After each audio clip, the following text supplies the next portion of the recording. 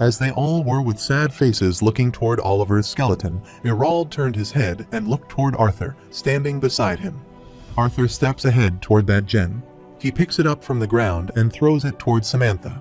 She catches that gem and with her teary eyes looks toward that gem in her hands. Arthur asks her to replace the gem on her wand with this one. It is more robust, and she, with a sad face and teary eyes, answers okay. Then Arthur asks Irald, "Let's move out," and he nods and gets up, holding his shield and sword. The answering note is correct. They need to get out of there before another eruption comes. After this, they all run toward the entrance. Suddenly, a gust of wind blows and everything starts rumbling again. Also, the warm monster spurts out from the ground and sees Brauld raise his voice, calling Creole. Then Creole, with his magic, creates the waterfall before them, and that waterfalls turn into the shield. The warm monster moves toward them, and Brauld raises his voice. Samantha and Elijah are stunned. Samantha, with her magic wand, created the siren's howl and threw it toward the monster, while Elijah, with his magic, grasped the stone serpents and attacked the beast with those stones. The stone flying in the air hits the monster, and the stone gets cracked. Sees Elijah get surprised, and Brauld grits his teeth, thinking Elijah's spell isn't leaving a scratch on its body. Then Brauld raises his voice and orders Jasmine and Reginald to go with him, and they both nod. Then Brauld activates his power, and the fire emerges from the sword, and he steps ahead, saying, "Let's go." Braid ran toward the warm monster holding his flame sword, telling Jasmine he would keep it occupied. Reginald tries aiming for the space right between its eyes. Both of them, holding their weapons, ran after him. Holding his dagger, Jasmine created the wind magic and answered, and Regina got it. Then Brauld raises his voice.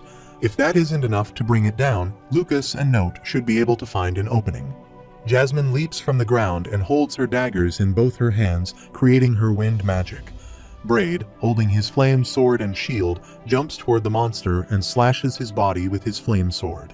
Jasmine attacks the beast with her wind magic and slashes its body with her daggers. Reginald stood in the air behind the monster, struck his weapon, and attacked the monster's stomach. The stone from Elijah's magic grabbed the monster, broke, and fell. 3 of them attack the beast with their magic and injure him. Lucas stands on the ground, gritting his teeth, thinking he is scared. The warm monster blubs, and the smoke starts emerging from its body. Arthur stands before the beast on the ground, activating his flame sword. They attacked the monster with fire magic, but this attack did not affect the monster. See Arthur zip in the air holding his flaming sword, thinking regular fire spells aren't strong enough to injure the worm. So that means he needs to be even hotter. Arthur strikes his sword. Then he searches it to see if it's hot and not if the sword is hot enough. Using his piston stamp magic, he jumped up toward the warm monster, struck his sword, and splashed the monster's fingers. The beast roared, and Arthur again attacked it with his flame-heated sword. After attacking the monster, Arthur sits on the stone flying in the air and orders Jasmine to attack it. She twirls her daggers, creates her wind magic, throws that wind cyclone in the monster's head, and attacks the beast with her daggers. Her wind magic splashes the monster's head, and blood spurts out of its head. The monster roars and blood starts flowing from its mouth. Brauld stood looking toward Lucas and calling his name. Also, the fire was emerging from his armor and sword. Creole asks them to wait, then says the worm is fleeing. They all stand in the distance to Worm's sill, entirely watching him. The warm monster flees into the ground, and the smoke spreads there. Creole turns, looking toward Brauld, saying they are safe now. Brauld answers, "Let's move." Then he puts a hand on Jasmine's shoulder, appreciating her, saying, "Good work back there." She looks to Brauld, then turns her head and looks toward Samantha, Arthur, and Lucas and says, "Let's hurry." Lucas stood behind them, adding his point, asking if that was all it took to scare off that oversized worm monster. Suddenly, the ground started rumbling again, and Lucas's spear slipped from his hand. Arthur stood there in his power, understanding the situation. Then tells them the worm wasn't trying to kill them at all. It was buying time for the next eruption. However, the eruption starts occurring. Creole with his one hand grabs Elijah and with his other hand holds his shield and creates the water shield barrier to save themselves from the eruption. Reginald quickly moves toward the exit area and tries to break the stone with his weapon as Samantha tries to create the magic with her wand, but she doesn't see Brauld run toward her to save her. On the other side, Jasmine extends her hand toward Arthur, but he notices Lucas in the distance and then bends down to pick up his spear. Arthur runs toward him to save him, then uses his fire magic to flare the fire at them and save Lucas from the fire eruption. Lucas sits there, picks his sword head up, and looks toward him. Arthur's head up and looks toward the firestorm spreading there from the roof. But with his fair flare, he saves Lucas while Lucas angrily gets up and pushes him back, saying, "Get off him." He hears Arthur standing beside him and remains silent. Suddenly, Arthur's eyes fall on Brauld, and he surprisingly calls his name. While Brauld sat before Samantha to save her from the eruption, she looked toward her and surprisingly toward him. As soon as her eyes fall on Brauld's cut arm, she, with teary eyes, shouts no, as Brauld's arm is cut and the blood is flowing from his half-cut arm. She says she turns her face and starts sobbing. However, Brauld sits on the ground, Reginald sits behind him, grabs him by the arm, and Jasmine bandages his leg. Creole sat beside him, holding his half-cut arm, and Arthur applied his hot sword to his wounded half-arm. They also tied Brauld's mouth with a bandage so that he wouldn't scream in pain. They placed their weapon beside the wall, and Lucas pouted, standing in the distance. Samantha, with teary eyes, was watching this all as Brauld's face was tied, while his eyes, nose, and mouth were flowing due to pain, and Reginald grabbed him from behind and shouted, "Hang in there, Brauld." Arthur, applying his heated sword on his wounded arm, says to keep him steady while Brauld squeezes his eyes, crying in pain. After this, Arthur sat beside the wall, and they bandaged Brauld's arm. Samantha sat beside him and healed his wound while Jasmine bandaged his leg. Reginald stood behind him, wiping his hand with the clothes, and Brauld lying on the ground, crying in pain. Arthur sits there looking down. Meanwhile, Creole shaves a sandwich before him. Arthur heads up and surprisingly looks toward the sandwich. Holding the sandwich in both hands, Creole smiled and asked Arthur why he didn't try a bite, which might cheer him up. After this, he sits beside Arthur, saying these are the unique travel sandwiches he saves when feeling down on a dungeon dive. Arthur, looking toward him, thanks him for the sandwich, then Creole, looking toward Arthur's hand in which he holds the sandwich, says the best way to eat this is by torching the inside slightly, just enough for the cheese to melt. Arthur opens the sandwich and heats it with his fire magic. Then he folds it, the sandwich gets heated, and the smoke starts. He sees Creole smiling and requests Arthur to heat his sandwich too. Arthur silently looks toward him and then does the same for him. After this, Arthur slices his sandwich, and the cheese melts from both pieces, then they both eat their sandwich. After finishing the sandwich, Creole asks Tasty right, and Arthur, having the last bite, answers quickly. With a smile, Creole looks ahead and says his fiancée created the recipe herself. Along with how he dries and seasons the beef, Arthur sets his mask, looks ahead, and adds his point. Well, he is a lucky man. Please send his gratitude to his fiancée for the delicious meal. Creole surprisingly looks toward him, and then smiles, answering him. They will suddenly turn their eyes and look ahead toward Lucas, who is shouting at Brauld and Reginald, who both cut it out. Reginald stops Lucas from fighting with Brauld, while Lucas angrily points toward him and asks if he is wrong. He only joins this dive because their leader is a veteran A-class mage. Not only is their leader a cripple now, they even lost their emitter heard Brauld sit before him on the ground and grit his teeth. Then he gets up and shouts at Lucas, asking if he is complaining after he dropped his weapon like an idiot and had to be saved by Note. Lucas, pointing toward him, raised his voice. She had it under control, unlike he, who couldn't even protect himself in time. Heard, Brauld angrily moved toward him, shouting he had to shield Samantha, which he wouldn't have had to do if he had stayed alert and reacted in time to set up a barrier. As they both were shouting at each other and moving toward each other to a fight, Reginald stood beside them, stopping them from fighting. Brauld shouted. If he had, they wouldn't have been in this situation as they were shouting at each other. Meanwhile, Arthur got up and stepped toward them, saying enough. They both stopped there, turned their head, and looked toward him also. Arthur's eyes are glowing, and a bright aura is emerging from his body. Arthur angrily looked at Lucas, calling out his name and abusing him. He heard Lucas angrily looking toward him, asking how dare he. Then he moves and steps toward Arthur, saying in augmenter that's only an orange core. Arthur steps toward him and answers that he doesn't care whether he is a yellow core, silver core, or God himself. Arthur, stepping toward him, gets close to him and looks into his eyes because he is only a liability. Lucas grits his teeth and angrily looks into his eyes, then turns and thuds his shoulder into Arthur's shoulder and passes by him. After this, Reginald stood beside Brauld and told him he would treat his wound now and try to get some rest, mate. Arthur silently stood there, sighed, and then looked toward Brauld, calling his name. Brauld, putting his hand on his cut arm, looks toward him to listen. Then Arthur tells him he must decide before they move forward. Reginald has some burns, but his injuries are treatable. The rest of them can manage, but he needs to decide whether to continue. Braid looks toward Arthur, sweats, then grinds his teeth, answering he will keep going, and this will probably be his last dungeon raid, so he might as well go till the end. However, Samantha raises her voice, surprisingly asking how he will fight with one arm. Brauld answers he is still an A-class augmenter, and he won't hold anyone back. Then he squeezes his eyes, saying that Note should lead the group. Here's Arthur gets surprised, and Brauld says he has been the most level-headed out of all of them. Even in the face of unpredictability, he is a natural. Reginald, Creole, and Elijah stood behind Arthur, nodding when Arthur turned his head to take their advice. Then he turns his eyes and looks toward the ladies, and they also nod. Arthur closes his eyes and nods, answering all right. They rest for an hour before moving forward. After an hour, they all step ahead, and on the way, they all stop. Brauld, looking toward the tunnel, says he doesn't get it, even though this part is different. This tunnel had never been blocked. Reginald adds his point. Well, there is no use complaining about it. Then he steps ahead, strikes his hammer, and hits the tunnel. The tunnel gets crocked from where the hammer hit, and the smoke emerges.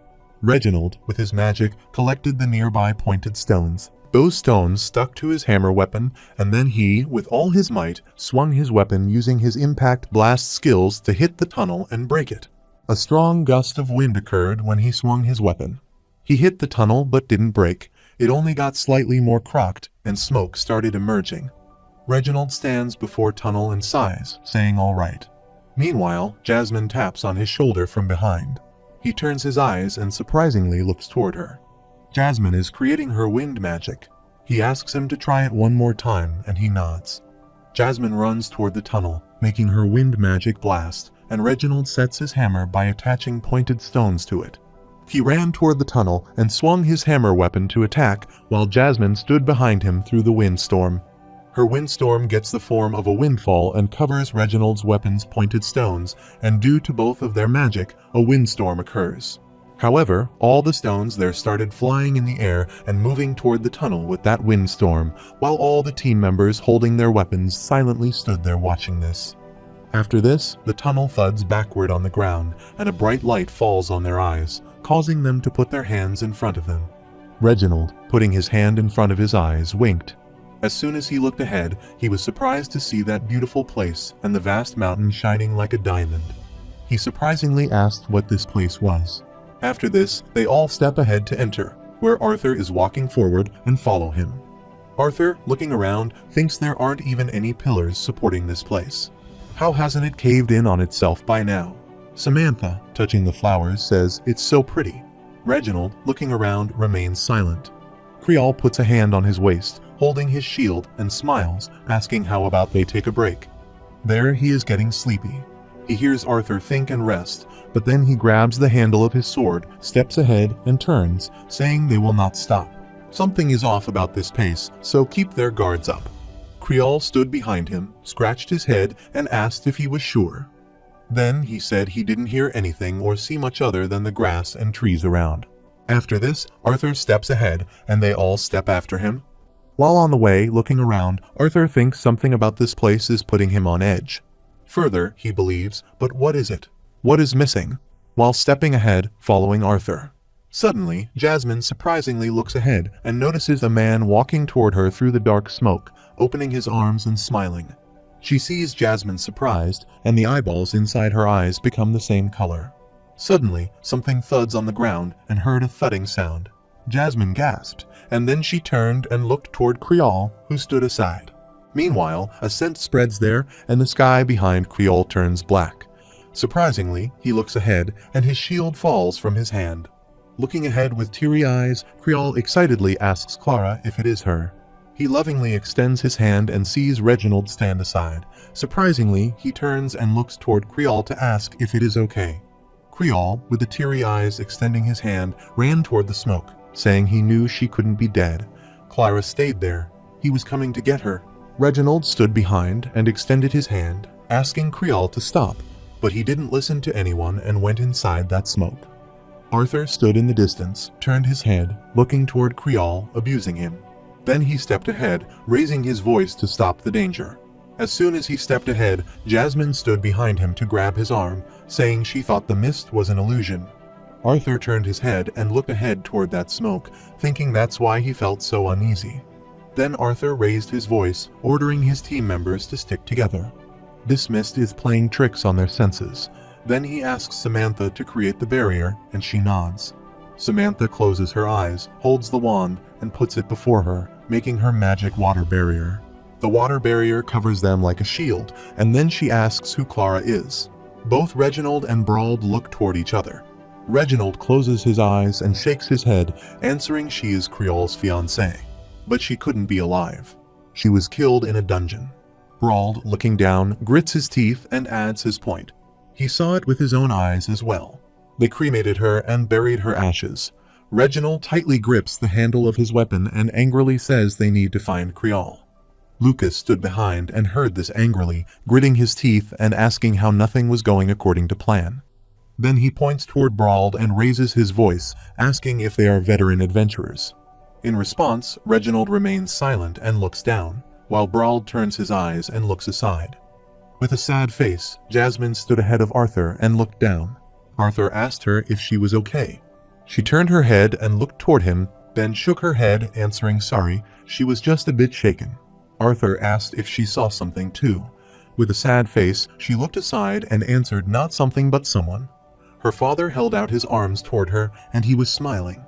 Telling this, she remembers her childhood days and tightly grabs the handle of her dagger. Arthur grabs her arm and, looking toward her, says she will be okay. She turns and looks toward him and smiles.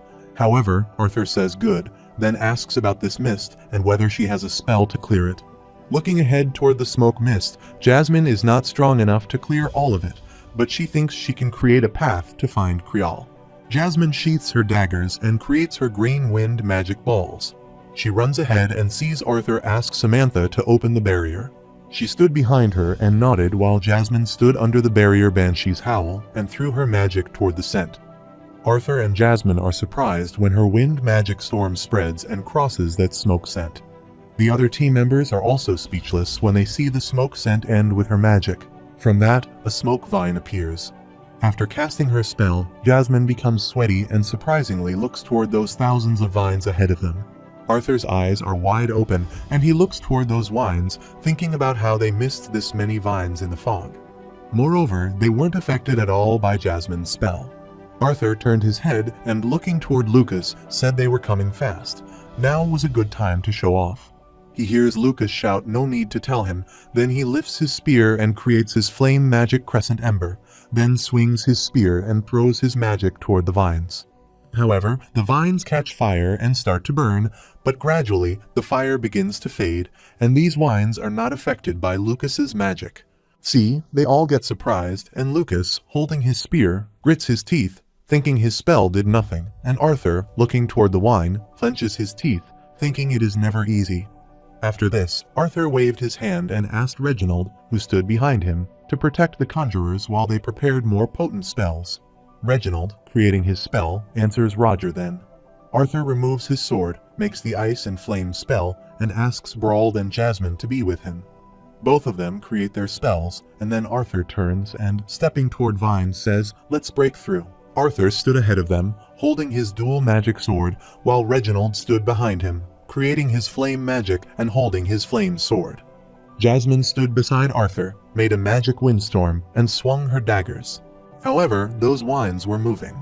Arthur turned his sword into an ice magic sword and ran toward the wine, and they both ran after him. Jasmine throws her green wind magic toward the wines. Brauld throws his flame magic toward the wines to destroy them. While Arthur swings his ice magic sword and slices two vines, he is surprised to see when the vines quickly move toward him to attack him. Arthur turns and the vines surround him. He sees he is using his ice magic to twirl the sword. His magic turns into an ice cyclone and it slices the vines. Arthur is then surprised to see the pieces of vines reconnect with each other.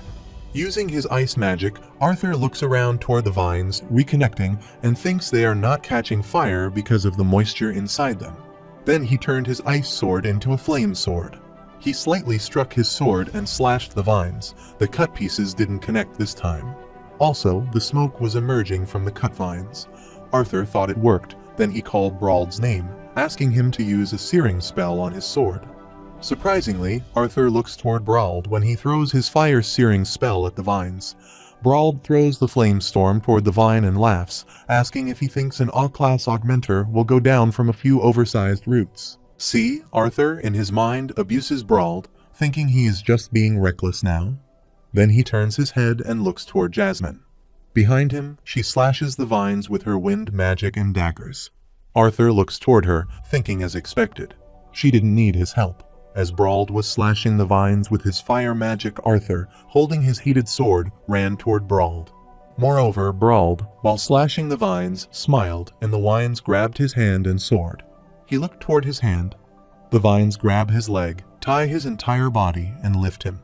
Also, the vines start covering his face. Brawld, with teary eyes, looks toward the vines. Meanwhile, Arthur slashes the vine that tied Brawld with his flame sword. Brawld thud on the ground, and Arthur swung his sword and sliced the vine. After this, Arthur, looking toward him, says he said this would be his last dungeon raid earlier, then asks if it was because he planned on dying there.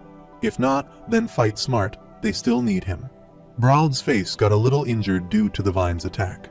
Brad gets up, and the vines attached to his body fall on the other side. Lucas drinks the energy potion, and after drinking, he throws the empty potion bottle backward on the fire, and the bottle catches fire. Using his spell, Lucas creates the fireball, and with it, he establishes it and brushes it toward the vines. See Arthur and Brawld run from the vines toward their companions. The vine catches fire, and Arthur turns, and looking toward the vines, thinks of a weaker but highly flammable spell that spreads on contact. Then he turns and looks toward Lucas, who, with this magic spear, is sending firefall, thinking Lucas is still thinking straight. Also, Elijah stands behind Lucas, watching this. Suddenly, the vines quickly move toward him, and he is surprised. But before the vines attack him, Brawld slashes the vine with his flame sword. Then he goes near Elijah and silently gestures to see Elijah move his hand's node. After this, Elijah, using his spell, drew a circle on the ground. Also, the heat and wind spread there with his magic. Putting both hands on the ground, Elijah sits there, and the ground starts cracking due to his magic. The ground craters are the sides where vines burn, and they all move backward. Looking toward the vines, Arthur thinks the sinking ground and spreading liquid fire should make it harder for them to regenerate. Then he turned his eyes and looked toward Samantha, who was creating a spell with her wand. He thought that with Samantha's spell, they should have enough time to search for Creole. Samantha pointed her wand ahead toward vines, and Aqua Siphon magic emerged, spreading a layer of light from her spell. Moreover, Aqua Siphon is a utility skill customarily used to gather water from the surrounding environment. Samantha's magic draws the water from inside the vines, which wither. See Arthur turn his head and appreciate her for her spell. As soon as he looks toward her, she feels dizzy and is about to fall backward. But before she falls, Arthur grabs her. She opens her eyes and looks toward him. Then Arthur looks toward her, and she thinks she would use a spell designed for utility in a situation like this. Arthur looks toward her, smiles, and appreciates her work. Samantha also looks into his eyes and smiles slightly. Arthur was looking toward her, and she sat on the ground beside him. She turned red and looked toward the mist. That was again moving in the air toward the vines.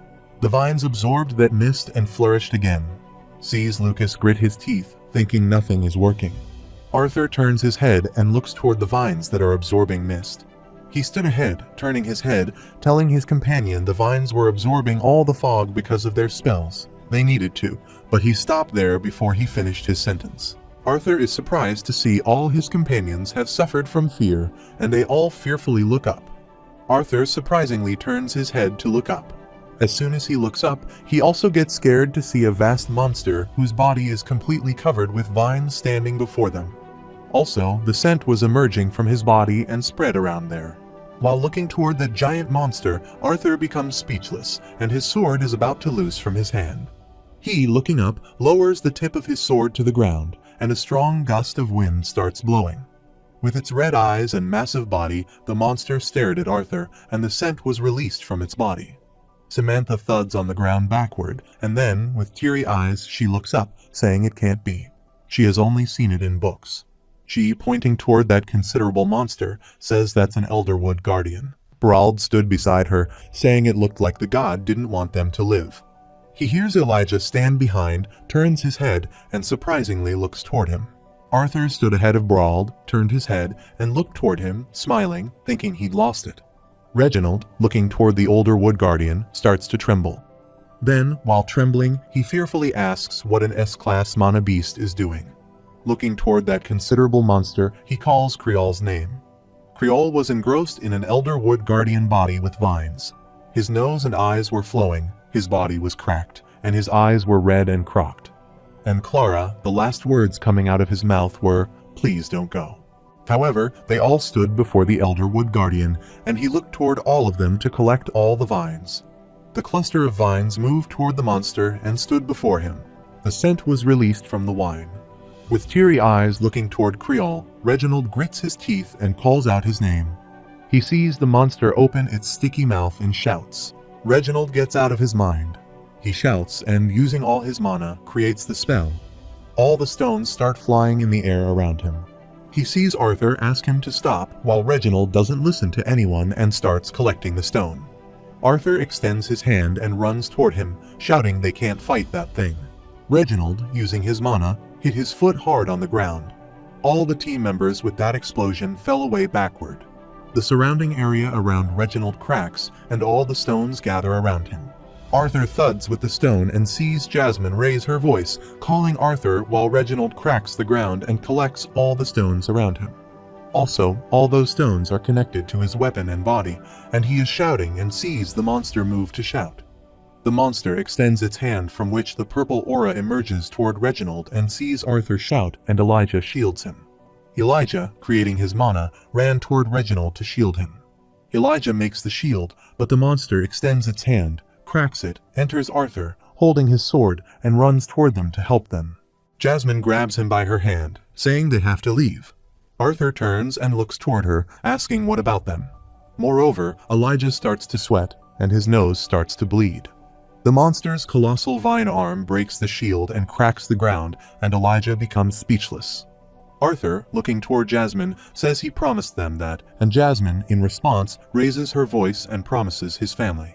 However, the monster started wreaking havoc there, and due to its vine arm, he cracked the ground where they stood. Due to the explosion, Elijah falls backward. Jasmine grabs Arthur's hand and requests him to stop. With a sad face, she says she promised to keep him safe this time. The monster's arms enter the ground from one place and come out from another, and due to this, almost half of the ground gets destroyed. On the other side, Reginald turns himself into a stone man. He jumps toward the monster, holding his weapon. Arthur, holding Jasmine's hand, says they will go, but not like this, and then he frees his hand from hers. Then he turns, saying they can't leave them. He hears Jasmine gritting her teeth, remains silent and sighs. The monster vine arm spurts out of the ground, and the monster roars and moves toward Reginald. However, with all his might, Reginald ran toward the monster to kill him. Also, his eyes were glowing. With its vine branches, the monster tries to grab Reginald. Meanwhile, with his spell, Reginald creates the flame cyclone and splashes the vines. The beast doesn't stop there. It moves the branches of its vine toward Reginald and grabs him. The monster roared the dark aura of its body. The beast with its vine branch threw Reginald toward its mouth. As Reginald fell into the air, the beast opened its mouth to kill him. On the other side, the other team member creates their spells and run toward the beast. However, the monster's substantial vine branches spurred out from the ground. Samantha attacked the vine with her ice magic, and Brald splashed the vine with his flame sword. Reginald, flying in the air, moved from there. While the vine branches were following him in the air, he, with his weapon, splashed the vines. He jumped on the ground while the monster approaching him from the cracked ground roared and strangled Reginald with its vine branches. Moreover, Arthur grabs Samantha, steps toward the exit, and turns, telling Elijah to cover Jasmine while she grabs Brald and then runs immediately to the exit. Also, Lucas was ahead of them, stepping toward the exit. Elijah created his mana and answered Arthur, okay? As Arthur's eyes fall on the monster, who grabbed Reginald, took him near, and pressed his body with its vine branches, Arthur becomes speechless. The stones from Reginald's body were separating and falling. The monster roars and is about to kill Reginald. He sees the other team members turn and becomes scared. Arthur turns his head and asks Lucas to burn the vines surrounding Reginald. As he was about to complete his sentence, Lucas pointed his spear toward Arthur's stand and saw Samantha get scared.